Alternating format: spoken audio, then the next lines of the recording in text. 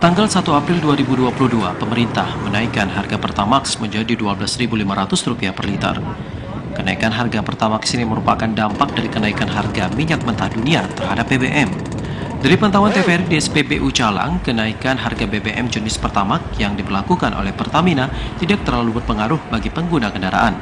Naiknya harga Pertamax ini membuat warga beralih menggunakan BBM jenis Pertalite karena harganya lebih murah.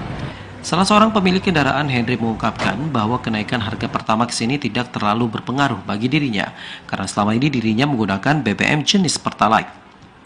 Namun jika BBM Pertamax naik, maka kembali terjadi kelangkaan untuk BBM Pertalite, karena dipastikan banyak kendaraan yang akan beralih ke BBM yang lebih murah.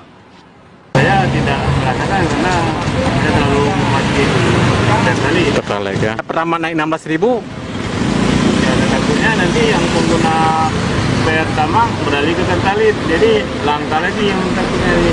Sementara warga lainnya tidak mempermasalahkan terjadinya kenaikan BBM jenis Pertamax jika itu sudah menjadi peraturan pemerintah.